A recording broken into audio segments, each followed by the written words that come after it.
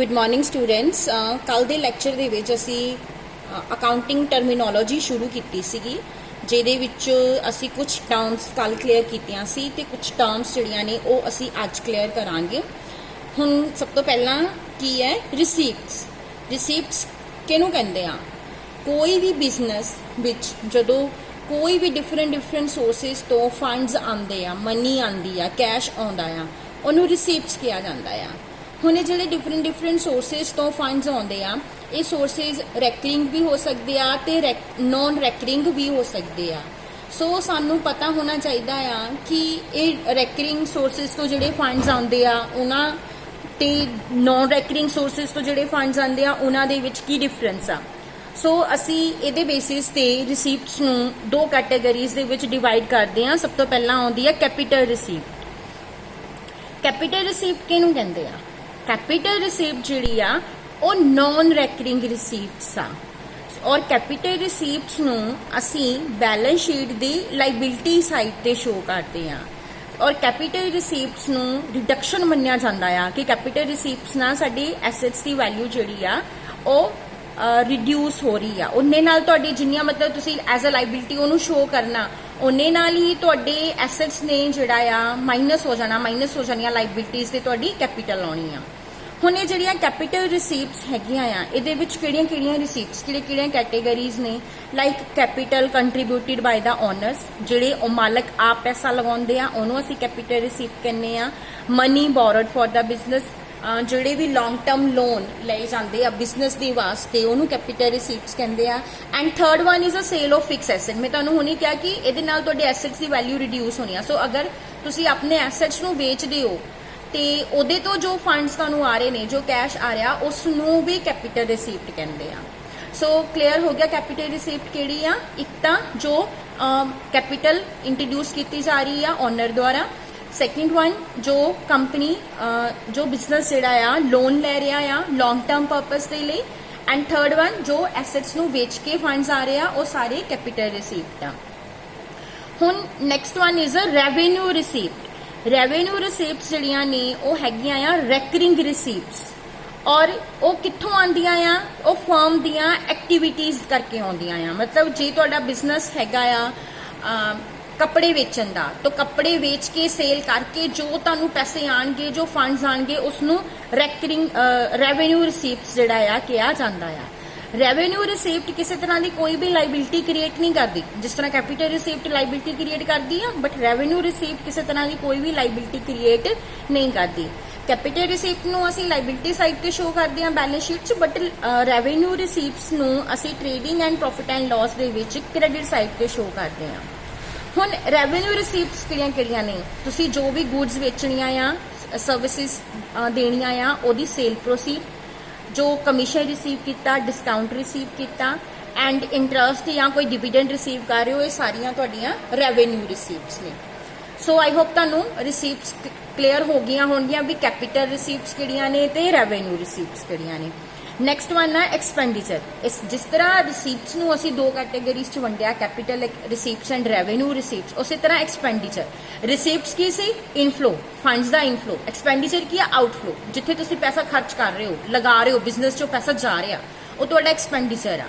और एक्सपेंडिचर नूं भी असीं दो कैटेगरीज च डिवाइड करते हैं, revenue expenditure and capital expenditure. उस तो इलावा भी एक कैटेगरी हैगी है डेफर्ड रेवेन्यू एक्सपेंडिचर की, बट मेजर दो कैटेगरीज यही ने जिन्होंने असीं पहला क्लीयर करांगे। रेवेन्यू एक्सपेंडिचर किहड़ा आ? वो अमाउंट जिहड़ा इनकर किया जा रहा, जिहड़ा खर्च किया जा रहा गुड्स की परचेज करन ते, सर्विसिस नूं हायर करन ते, और जिसनूं असीं कंज्यूम करना आ एक पर्टिकुलर पीरीयड दे विच, उसनूं रेवेन्यू एक्सपेंडिचर कह दिंदे आ। ਇਹਦੇ ਵਿੱਚ हर तरह के एक्सपेंसिस आ जाते हैं ਜਿਹੜੇ डे टू डे एक्सपेंसिस ਨੂੰ मीट ਕਰਨ ਲਈ ਅਸੀਂ पे कर रहे हैं। ਇਹਦੇ ਵਿੱਚ रैकरिंग नेचर की हर तरह ਦੀਆਂ पेमेंट्स आ ਜਾਂਦੀਆਂ, ਜਿੱਦਾਂ सैलरी पे की, रेंट पे किया, इंश्योरेंस पे की, कैरिज फ्रेट, एडवरटाइजमेंट्स, ये सारिਆਂ ਨੂੰ एक्सपेंसिस भी कहते हैं और इन्हां सारिਆਂ ਨੂੰ रेवेन्यू एक्सपेंडिचर भी कहते हैं। मतलब वो एक्सपेंडिचर जिहड़ा तुसीं खर्च कर रहे हो अपने डे टू डे बिजनेस नूं चलाउण दे लई, डेली एक्टिविटीज़ लिए जो पैसा लगा रहे हो ना तुसीं, उसनूं रेवेन्यू एक्सपेंडिचर कहते हैं। सैकेंड वन ना कैपिटल एक्सपेंडिचर। कैपिटल एक्सपेंडिचर ਉਹ ਪੇਮੈਂਟਸ ਨੇ ਜਿਹੜੀਆਂ ਕਿ ਤੁਸੀਂ ਐਸੈਟਸ ਨੂੰ ਪਰਚੇਸ ਕਰਨ ਲਈ ਕਰ ਰਹੇ ਹੋ। ਐਸੈਟਸ ਕਿਹੜੇ ਨੇ ਜਿਨ੍ਹਾਂ ਤੋਂ ਤੁਹਾਨੂੰ ਫਿਊਚਰ ਦੇ ਵਿੱਚ ਬੈਨੀਫਿਟ ਮਿਲਣਾ, ਉਸ ਨੂੰ ਐਸੈਟਸ ਕਿਹਾ ਜਾਂਦਾ ਆ। ਸੋ ਉਹ ਪੇਮੈਂਟਸ ਜਿਹੜੀਆਂ ਤੁਸੀਂ ਆਪਣੀ ਅਰਨਿੰਗ ਨੂੰ ਜਨਰੇਟ ਕਰਨ ਲਈ ਇੱਕ ਸੋਰਸ ਕ੍ਰੀਏਟ ਕਰਨਾ, ਅਰਨ ਕਰਨ ਲਈ ਉਹਦੇ ਤੇ ਜੋ ਖਰਚਾ ਕਰ ਰਹੇ ਹੋ ਉਹਨੂੰ ਕੈਪੀਟਲ ਐਕਸਪੈਂਡੀਚਰ ਕਹਿੰਦੇ ਆ। ਤੁਸੀਂ ਲੈਂਡ ਖਰੀਦੀ, ਬਿਲਡਿੰਗ ਖਰੀਦੀ, ਫਰਨੀਚਰ ਖਰੀਦਿਆ, ਕੋਈ ਮੋਟਰ ਵਹੀਕਲ ਖਰੀਦਿਆ ਬਿਜ਼ਨਸ ਦੇ ਲਈ, ਇਹ ਸਾਰੇ ਹੀ ਤੁਹਾਡੇ ਕੈਪੀਟਲ ਐਕਸਪੈਂਡੀਚਰ ਨੇ। ਹੁਣ ਥਰਡ ਕੈਟੇਗਰੀ ਕੀ ਆ? ਡੈਫਰਡ revenue expenditure the. Heavy expenditure of revenue ਵਿੱਚ ਅਸੀਂ ਰੈਵਨਿਊ ਐਕਸਪੈਂਡੀਚਰ ਕਿਹੜਾ ਕਿਹਾ? ਜਿਹੜਾ ਡੇ ਟੂ ਡੇ ਬਿਜ਼ਨਸ ਆ, ਜਦੋਂ ਅਸੀਂ ਬਹੁਤ ਜ਼ਿਆਦਾ ਹੈਵੀ, ਬਹੁਤ ਜ਼ਿਆਦਾ ਖਰਚਾ ਕਰਦੇ ਆ ਰੈਵਨਿਊ ਐਕਸਪੈਂਡੀਚਰ ਤੇ, ਜਿਹਦਾ ਸਾਡੀ ਇਨਕਮ ਜਨਰੇਟ ਕਰਨ ਦੀ ਕੈਪੈਸਿਟੀ ਤੇ ਇਫੈਕਟ ਪੈਂਦਾ ਆ ਫॉर ਅ ਲੌਂਗ ਟਰਮ, ਉਹਨੂੰ ਅਸੀਂ ਡੈਫਰਡ ਰੈਵਨਿਊ ਐਕਸਪੈਂਡੀਚਰ ਕਹਿ ਦਿੰਦੇ ਆ। ਸੋ ਇਹ ਐਕਸਪੈਂਡੀਚਰ ਜਿਹੜਾ ਆ ਇਸ ਨੂੰ ਟੈਂਪਰਰੀ ਤੌਰ ਤੇ ਕੈਪੀਟਲਾਈਜ਼, ਥੋੜੇ ਟਾਈਮ ਲਈ ਕੈਪੀਟਲਾਈਜ਼ ਕੀਤਾ ਜਾਂਦਾ ਆ ਤੇ ਉਸ ਤੋਂ ਬਾਅਦ ਉਸ ਨੂੰ ਜਿਹੜਾ ਹੌਲੀ ਹੌਲੀ ਅਸੀਂ ਖਤਮ ਕਰ ਦਿੰਦੇ ਆ।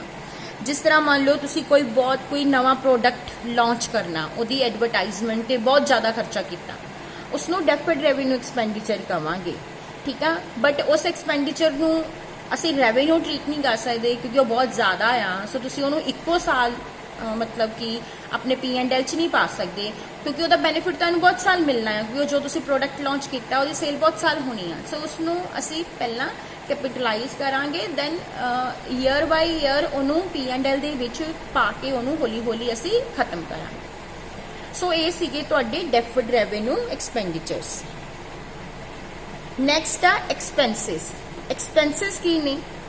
ਐਕਸਪੈਂਸਿਸ ਐਕਸਪੈਂਡੀਚਰ ਦਾ ਉਹ ਪੋਰਸ਼ਨ ਆ ਜਿਹੜਾ ਕਿ ਇੱਕ ਪਾਰਟਿਕੂਲਰ ਟਾਈਮ ਪੀਰੀਅਡ ਦੇ ਵਿੱਚ ਕੰਜ਼ਿਊਮ ਕੀਤਾ ਜਾ ਰਿਹਾ ਆ ਰੈਵਨਿਊ ਨੂੰ ਅਰਨ ਕਰਨ ਦੇ ਲਈ। ਮੈਂ ਹੁਣੇ ਤੁਹਾਨੂੰ ਦੱਸਿਆ ਜਿਹੜੇ ਤੁਹਾਡੇ ਰੈਵਨਿਊ ਐਕਸਪੈਂਡੀਚਰ ਹੈ, ਜੋ ਅਸੀਂ ਡੇ ਟੂ ਡੇ ਬਿਜ਼ਨਸ ਨੂੰ ਚਲਾਉਣ ਦੇ ਲਈ ਕਰ ਰਹੇ ਹਾਂ, ਉਸ ਨੂੰ ਐਕਸਪੈਂਸਿਸ ਹੀ ਕਹਿੰਦੇ ਨੇ। ਉਸ ਦਾ ਸੈਕੰਡ ਨਾਮ ਐਕਸਪੈਂਸਿਸ ਆ। ਸੋ ਐਕਸਪੈਂਸਿਸ ਕੀ ਨੇ? ਜਿਹੜੀਆਂ ਤੁਸੀਂ ਗੁੱਡਸ ਬਾਏ ਕਰ ਰਹੇ ਹੋ, ਸਰਵਿਸਿਜ਼ ਯੂਜ਼ ਕਰ ਰਹੇ ਹੋ, ਉਹਦੀ ਕਾਸਟ, ਜਾਂ ਫਿਰ ਜਿਹੜੀਆਂ ਤੁਸੀਂ ਸੈਲਰੀਜ਼ ਪੇ ਕਰ ਰਹੇ ਹੋ, ਐਡਵਰਟਾਈਜ਼ਮੈਂਟ, ਪੋਸਟੇਜ, ਇਹੋ ਜਿਹੇ ਖਰਚੇ ਕਰ ਰਹੇ ਹੋ, ਇਹ ਸਾਰੇ ਹੀ ਤੁਹਾਡੇ ਐਕਸਪੈਂਸਿਸ ਨੇ। ਨੈਕਸਟ ਵਨ ਨਾ ਇਨਕਮ। ਇਨਕਮ ਕੀ ਆ? Income is simply the event that result in money. ਕੋਈ ਵੀ ਕੰਮ ਜਿਹਦੇ ਨਾਲ ਤੁਹਾਨੂੰ ਮਨੀ ਮਿਲ ਰਹੀ ਆ ਉਹਨੂੰ ਅਸੀਂ ਇਨਕਮ ਕਹਿ ਦਿੰਦੇ ਆ। ਤੁਸੀਂ ਗੁੱਡਸ ਦੀ ਸੇਲ ਕੀਤੀ, ਕੋਈ ਕਮਿਸ਼ਨ ਰਿਸੀਵ ਕੀਤਾ, ਡਾਕਟਰ ਨੇ ਫੀਸ ਰਿਸੀਵ ਕੀਤੀ ਆਪਣੇ ਸਰਵਿਸਿਜ਼ ਲਈ, ਤੁਹਾਨੂੰ ਇੰਟਰਸਟ ਆਇਆ, ਤੁਹਾਨੂੰ ਰੈਂਟ ਆਇਆ। ਸੋ ਇਹ ਸਾਰੀਆਂ ਤੁਹਾਡੀਆਂ ਕੀ ਹੈਗੀਆਂ ਆ? ਇਨਕਮ, ਕਿਉਂਕਿ ਇਹਦੇ ਨਾਲ ਕੀ ਆ? ਤੁਹਾਡੀ ਬਿਜ਼ਨਸ ਦੇ ਵਿੱਚ ਮਨੀ ਆ ਰਹੀ ਆ। Next step profit. ਹੁਣ ਪ੍ਰੋਫਿਟ ਕੀ ਆ? ਪ੍ਰੋਫਿਟ ਉਹ ਫਾਈਨੈਂਸ਼ੀਅਲ ਬੈਨੀਫਿਟ ਆ ਜਿਹੜਾ ਕਿ ਤੁਸੀਂ ਜੋ ਰੈਵਨਿਊ ਗੇਨ ਕੀਤੀ ਆ ਉਹਦੇ ਤੋਂ ਮਿਲਦਾ ਆ। ਹੁਣ ਤੁਸੀਂ ਸੇਲ ਕੀਤੀ ਗੁੱਡਸ, ਉਹਨਾਂ ਗੁੱਡਸ ਦੀ ਸੇਲ ਕਰਨ ਤੇ ਮੰਨ ਲਓ ਤੁਹਾਨੂੰ 10,000 ਰੁਪੀਜ਼ ਮਿਲਿਆ, ਬਟ ਉਹਨਾਂ ਗੁੱਡਸ ਨੂੰ ਤੁਸੀਂ ਪਹਿਲਾਂ ਪਰਚੇਜ਼ ਵੀ ਕੀਤਾ ਹੋਊਗਾ ਜਾਂ ਮੈਨੂਫੈਕਚਰ ਵੀ ਕੀਤਾ ਹੋਊਗਾ, ਆਪਣੇ EMPLOYEES ਦੀ ਸੈਲਰੀਜ਼ ਵੀ ਪੇ ਕੀਤੀਆਂ ਹੋਣਗੀਆਂ। ਸੋ ਤੁਸੀਂ ਉਹਨਾਂ ਤੇ ਐਕਸਪੈਂਸਿਸ ਵੀ ਇਨਕਰਡ ਕੀਤੇ ਨੇ। ਸੋ ਤੁਸੀਂ ਜਦੋਂ ਸੇਲ ਪ੍ਰੋਸੀਡ ਦੇ ਵਿੱਚੋਂ ਐਕਸਪੈਂਸਿਸ ਨੂੰ ਮਾਈਨਸ ਕਰ ਦੋਗੇ ਤੇ ਤੁਹਾਨੂੰ ਕੀ ਮਿਲ ਜਾਏਗਾ? ਪ੍ਰੋਫਿਟ। ਸੋ 10,000 ਦੀ ਸੇਲ ਕੀਤੀ ਆ, ਮੰਨ ਲਓ ਤੁਹਾਡੇ 8,000 ਦੇ ਐਕਸਪੈਂਸਿਸ ਇਨਕਰਡ ਹੋਏ ਨੇ ਉਸ ਸੇਲ ਤੇ।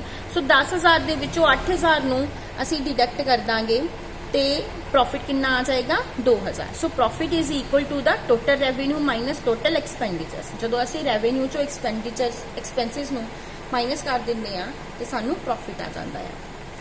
Next one is a gain. ਹੁਣ ਗੇਨ ਕੀ ਆ? ਗੇਨ ਤੇ ਪ੍ਰੋਫਿਟ ਵੈਸੇ ਤਾਂ ਨਾਮ ਦੋਨੋਂ ਸਿਮਿਲਰ ਜੇ ਨੇ, ਬਟ ਦੋਨਾਂ ਦੇ ਵਿੱਚ ਬਹੁਤ ਡਿਫਰੈਂਸ ਆ। ਪ੍ਰੋਫਿਟ ਤੁਹਾਨੂੰ ਹੋ ਰਿਹਾ ਆ ਕਿਉਂਕਿ ਤੁਸੀਂ ਗੁੱਡਸ ਦੀ ਸੇਲ ਕਰ ਰਹੇ ਹੋ, ਰੈਗੂਲਰ ਕਰ ਰਹੇ ਹੋ, ਉਹਦੇ ਤੋਂ ਹੋ ਰਿਹਾ ਆ। ਬਟ ਗੇਨ ਜਿਹੜਾ ਆ ਉਹ ਕੋਈ ਰੈਗੂਲਰ ਐਕਟੀਵਿਟੀ ਤੋਂ ਨਹੀਂ ਹੁੰਦਾ, ਉਹ ਕਿਸੇ ਇਰਰੈਗੂਲਰ ਐਕਟੀਵਿਟੀ ਤੋਂ ਹੁੰਦਾ। ਜਿੱਦਾਂ ਤੁਸੀਂ ਕੋਈ ਐਸੈਟ ਵੇਚਿਆ ਆਪਣਾ, ਠੀਕ ਆ, ਉਸ ਐਸੈਟ ਦੀ ਕੀਮਤ 8,000 ਸੀ ਔਰ ਤੁਸੀਂ ਉਹਨੂੰ ਵੇਚਿਆ 10,000 ਦੇ ਵਿੱਚ, ਤੇ ਉਹਦੇ 'ਚ ਜੋ ਡਿਫਰੈਂਸ ਆ ਉਹ ਤੁਹਾਡਾ ਗੇਨ ਆ। ਹੁਣ ਤੁਸੀਂ ਐਸੈਟਸ ਤੇ ਗੁੱਡਸ ਤਾਂ ਤੁਸੀਂ ਡੇਲੀ ਵੇਚਦੇ ਹੋ, ਤੁਹਾਡਾ ਕੰਮ ਆ। ਸੋ ਜੋ ਡੇਲੀ ਕੰਮ ਕਰ ਰਹੇ ਹੋ ਉਹਦੇ ਤੋਂ ਜੋ ਤੁਹਾਨੂੰ ਪ੍ਰੋਫਿਟ ਹੋ ਰਿਹਾ ਉਹ ਤੁਹਾਡਾ ਪ੍ਰੋਫਿਟ ਆ। ਬਟ ਐਸੈਟਸ ਤਾਂ ਤੁਸੀਂ ਡੇਲੀ ਨਹੀਂ ਨਾ ਵੇਚਣੇ, ਰੋਜ਼ ਥੋੜੀ ਆਪਣੇ ਐਸੈਟਸ ਵੇਚੋਗੇ। ਹੁਣ ਜੋ ਐਸੈਟਸ ਆ ਅਸੀਂ ਬਹੁਤ ਕਦੀ ਕਿਤੇ ਵੇਚਦੇ ਆ, ਤਾਂ ਉਹ ਜੋ ਇਰਰੈਗੂਲਰ ਨੇਚਰ ਦਾ ਪ੍ਰੋਫਿਟ ਆ ਉਸ ਨੂੰ ਗੇਨ ਕਿਹਾ ਜਾਂਦਾ ਆ। ਸੋ ਇਹ ਗੇਨ ਜਿਹੜੇ ਹੈਗੇ ਆ ਸ਼ਾਰਟ ਟਰਮ ਵੀ ਹੁੰਦੇ ਆ, ਲੌਂਗ ਟਰਮ ਵੀ ਹੁੰਦੇ ਆ, ਡਿਪੈਂਡ ਕਰਦਾ ਵੀ ਜਿਹੜਾ ਐਸੈਟਸ ਤੁਸੀਂ ਸੋਲਡ ਕੀਤਾ ਉਹ ਕਿੰਨੇ ਟਾਈਮ ਪੀਰੀਅਡ ਲਈ ਹੋਲਡ ਕਰਕੇ ਰੱਖਿਆ ਸੀ। ਉਸ ਤੋਂ ਬਾਅਦ ਤੁਹਾਡੇ ਆ ਜਾਂਦੇ ਆ ਲਾਸਸ ਕੀ ਹੈਗੇ ਆ, ਜਿਹਦੇ ਨਾਲ ਤੁਹਾਡੇ ਬਿਜ਼ਨਸ ਤੇ ਕਿਸੇ ਤਰ੍ਹਾਂ ਦਾ ਕੋਈ ਵੀ ਬਰਡਨ ਪੈ ਰਿਹਾ ਉਹਨੂੰ ਅਸੀਂ ਲਾਸਸ ਕਹਿ ਦਿੰਦੇ ਆ। ਲਾਸਸ ਨਾਰਮਲ ਵੀ ਹੁੰਦੇ ਆ, ਲਾਸਸ ਅਬਨੋਰਮਲ ਵੀ ਹੁੰਦੇ ਆ। ਨਾਰਮਲ ਲਾਸ ਤਾਂ ਉਹ ਆ ਜਿਹੜੇ ਕਿ ਹੋਣੇ ਆ, ਜਿਨ੍ਹਾਂ ਨੂੰ ਤੁਸੀਂ ਕੰਟਰੋਲ ਕਰ ਹੀ ਨਹੀਂ ਸਕਦੇ, ਠੀਕ ਆ। ਜਿਸ ਤਰ੍ਹਾਂ ਅਸੀਂ ਸੀਮੈਂਟ ਦੀਆਂ ਬੋਰੀਆਂ ਟਰੱਕ ਵਿੱਚ ਭਰ ਕੇ ਲੈ ਕੇ ਆਉਂਦੇ ਆ, ਔਰ ਜਦੋਂ ਤੁਸੀਂ ਬੋਰੀਆਂ ਚੜਾਉਂਦੇ ਹੋ ਜਾਂ ਬੋਰੀਆਂ ਉਤਾਰਦੇ ਹੋ, ਲੋਡਿੰਗ ਤੇ ਅਨਲੋਡਿੰਗ ਦੇ ਵਿੱਚ ਕੁਝ ਸੀਮੈਂਟ ਜਿਹੜਾ ਡਿੱਗ ਜਾਂਦਾ, ਆਲੇ ਦੁਆਲੇ ਹਿੱਲਰ ਜਾਂਦਾ, ਬਟ ਤੁਸੀਂ ਚਾਹ ਕੇ ਵੀ ਉਹਨੂੰ ਕੰਟਰੋਲ ਨਹੀਂ ਕਰ ਸਕਦੇ। ਸੋ ਉਸ ਲਾਸ ਨੂੰ ਨੈਚੁਰਲ ਲਾਸ ਜਿਹੜਾ, ਨਾਰਮਲ ਲਾਸ ਜਿਹੜਾ ਆ ਉਹ ਕਿਹਾ ਜਾਂਦਾ ਆ। ਇਵੈਪੋਰੇਸ਼ਨ, ਪੈਟਰੋਲੀਅਮ ਥੋੜਾ ਬਹੁਤਾ ਉੱਡ ਜਾਂਦਾ ਆ, ਠੀਕ ਆ, ਕੋਈ ਲੀਕੇਜ ਹੋਗੀ ਮਾੜੀ ਜੀ, ਸੋ ਕੋਈ ਸ਼ਰਿੰਕੇਜ ਹੋਗੀ, ਵੇਟ, ਲੱਕੜ ਨੂੰ ਆਪਾਂ ਖਰੀਦਦੇ ਆ ਤੇ ਉਹਦੀ ਸੀਜ਼ਨਿੰਗ ਹੁੰਦੀ ਆ, ਕੁਝ ਦੇਰ ਬਾਅਦ ਉਹਦਾ ਵੇਟ ਘਟ ਜਾਂਦਾ ਆ। ਸੋ ਇਹ ਸਾਰੇ ਲਾਸਸ ਕੀ ਨੇ, ਤੁਹਾਡੇ ਨਾਰਮਲ ਲਾਸਸ ਨੇ, ਜਿਨ੍ਹਾਂ ਨੂੰ ਤੁਸੀਂ ਚਾਹ ਕੇ ਵੀ ਕੰਟਰੋਲ ਨਹੀਂ ਕਰ ਸਕਦੇ। ਅਬਨੋਰਮਲ ਲਾਸਸ ਕਿਹੜੇ ਨੇ, ਜਿਹੜੀਆਂ ਕਿਸੇ ਨਾ ਕਿਸੇ ਮਿਸਹੈਪਨਿੰਗ ਕਰਕੇ ਹੁੰਦੇ ਆ, ਮਤਲਬ ਜਿਨ੍ਹਾਂ ਨੂੰ ਕੰਟਰੋਲ ਕੀਤਾ ਜਾ ਸਕਦਾ। ਅੱਗ ਲੱਗ ਗਈ, ਚੋਰੀ ਹੋ ਗਈ, ਅਰਥਕੁਏਕ ਆ ਗਿਆ, ਫੂਡ ਸਟਾਰਮ, ਸੋ ਇਹਨਾਂ ਅਨਨੈਚੁਰਲ ਰੀਜ਼ਨਸ ਦੇ ਕਰਕੇ, ਮਿਸਹੈਪਨਿੰਗਸ ਦੇ ਕਰਕੇ ਜਿਹੜਾ ਲਾਸ ਹੋ ਰਿਹਾ ਉਹਨੂੰ ਅਬਨੋਰਮਲ ਲਾਸ ਕਿਹਾ ਜਾਂਦਾ ਆ। ਨੈਕਸਟ ਵਨ ਨਾ ਗੁੱਡਸ। ਹੁਣ ਗੁੱਡਸ ਕਿਹਨੂੰ ਕਹਿੰਦੇ ਨੇ, ਕਲੀਅਰ ਕਰਨਾ ਬਹੁਤ ਜ਼ਰੂਰੀ ਹੈ ਸਟੂਡੈਂਟਸ। ਗੁੱਡਸ ਕਿਹਨੂੰ ਕਹਿੰਦੇ ਨੇ, ਕਿਉਂਕਿ ਜਦੋਂ ਤੁਸੀਂ ਜਰਨਲ ਐਂਟਰੀਜ਼ ਪਾਸ ਕਰਨੀਆਂ, ਸੋ ਤੁਹਾਨੂੰ ਗੁੱਡਸ ਦਾ ਮਤਲਬ ਪਤਾ ਹੋਣਾ ਚਾਹੀਦਾ। ਜਿਹੜਾ ਵੀ ਤੁਸੀਂ ਬਿਜ਼ਨਸ ਕਰ ਰਹੇ ਹੋ, ਜਿਨ੍ਹਾਂ ਵੀ ਚੀਜ਼ਾਂ ਦੇ ਵਿੱਚ ਤੁਸੀਂ ਡੀਲ ਕਰ ਰਹੇ ਹੋ, ਤੁਹਾਡੀਆਂ ਗੁੱਡਸ ਨੇ, ਠੀਕ ਆ। ਅਗਰ ਤੁਸੀਂ ਕੱਪੜੇ ਦੀ ਦੁਕਾਨ ਖੋਲੀ ਆ ਤਾਂ ਕੱਪੜਾ ਤੁਹਾਡੀਆਂ ਗੁੱਡਸ ਆ। ਅਗਰ ਤੁਸੀਂ ਬੁੱਕ ਸੈਲਰ ਹੋ ਤਾਂ ਬੁੱਕਸ ਤੁਹਾਡੀਆਂ ਗੁੱਡਸ ਆ। ਅਗਰ ਤੁਸੀਂ ਤੁਹਾਡੀ ਜਿਹੜਾ ਹੈਗਾ ਜਨਰਲ ਸਟੋਰ ਆ ਤਾਂ ਗਰੋਸਰੀ ਤੁਹਾਡੀਆਂ ਗੁੱਡਸ ਆ, ਠੀਕ ਆ। ਔਰ ਅਗਰ ਤੁਸੀਂ ਕੰਪਿਊਟਰ ਵੇਚ ਰਹੇ ਹੋ ਤਾਂ ਕੰਪਿਊਟਰ ਤੁਹਾਡੀਆਂ ਗੁੱਡਸ ਆ। ਔਰ ਅਗਰ ਤੁਸੀਂ ਫਰਨੀਚਰ ਵੇਚ ਰਹੇ ਹੋ ਤਾਂ ਫਰਨੀਚਰ ਤੁਹਾਡੀਆਂ ਗੁੱਡਸ ਆ। ਮਤਲਬ ਜਿਨ੍ਹਾਂ ਵੀ ਚੀਜ਼ਾਂ 'ਚ ਤੁਸੀਂ ਡੀਲ ਕਰ ਰਹੇ ਹੋ, ਜਿਹਨੂੰ ਖਰੀਦ ਕੇ ਵੇਚ ਰਹੇ ਹੋ, ਉਹਨੂੰ ਗੁੱਡਸ ਕਿਹਾ ਜਾਂਦਾ ਆ। ਨੈਕਸਟ ਵਨ ਨਾ ਪਰਚੇਸ ਕਿਸ ਨੂੰ ਕਹਿੰਦੇ ਆ, ਜਦੋਂ ਵੀ ਤੁਸੀਂ ਕੋਈ ਵੀ ਰॉ ਮਟੀਰੀਅਲ ਖਰੀਦਣਾ ਆ ਪ੍ਰੋਡਕਸ਼ਨ ਕਰਨ ਦੇ ਲਈ, ਜਾਂ ਫਿਨਿਸ਼ ਗੁੱਡਸ ਖਰੀਦਣੀਆਂ ਆ ਸੇਲ ਕਰਨ ਦੇ ਲਈ, ਤਾਂ ਉੱਥੇ ਅਸੀਂ ਵਰਡ ਯੂਜ਼ ਕਰਨਾ ਆ ਪਰਚੇਸ, ਠੀਕ ਆ। ਬਟ ਅਗਰ ਤੁਸੀਂ ਕੋਈ ਐਸਟ ਖਰੀਦਣਾ ਆ, ਕੋਈ ਫਰਨੀਚਰ ਖਰੀਦਿਆ, ਕੋਈ ਬਿਲਡਿੰਗ ਲਈ ਆ, ਕੋਈ ਮੋਟਰ ਵਹੀਕਲ ਲਿਆ, ਉੱਥੇ ਪਰਚੇਸ ਵਰਡ ਯੂਜ਼ ਨਹੀਂ ਕਰਨਾ। ਸੋ ਪਰਚੇਸ ਵਰਡ ਕਿੱਥੇ ਯੂਜ਼ ਕਰਨਾ, ਜਿੱਥੇ ਤੁਸੀਂ ਗੁੱਡਸ ਦੀ ਪਰਚੇਸ ਕਰਨੀ ਆ। ਹੁਣ ਗੁੱਡਸ ਕਿਹੜੀਆਂ ਨੇ, ਜਿਨ੍ਹਾਂ 'ਚ ਤੁਸੀਂ ਡੀਲ ਕਰ ਰਹੇ ਹੋ, ਠੀਕ ਆ। ਹੁਣ ਇੱਕ ਕੰਪਿਊਟਰ ਦੀ ਦੁਕਾਨ ਆ ਜਿੱਥੇ ਕੰਪਿਊਟਰ ਵਿਕ ਰਹੇ ਨੇ, ਉਹਦੇ ਲਈ ਕੰਪਿਊਟਰ ਗੁੱਡਸ ਆ, ਔਰ ਉਸ ਦੁਕਾਨ ਤੇ ਪਿਆ ਹੋਇਆ ਫਰਨੀਚਰ ਉਹਦਾ ਐਸਟ ਆ। ਸੋ ਫਰਨੀਚਰ ਖਰੀਦੇਗਾ ਤਾਂ ਪਰਚੇਸ ਵਰਡ ਯੂਜ਼ ਨਹੀਂ ਕਰੇਗਾ, ਬਟ ਅਗਰ ਕੰਪਿਊਟਰ ਖਰੀਦੇਗਾ ਤਾਂ ਪਰਚੇਸ ਵਰਡ ਆਏਗਾ, ਠੀਕ ਆ।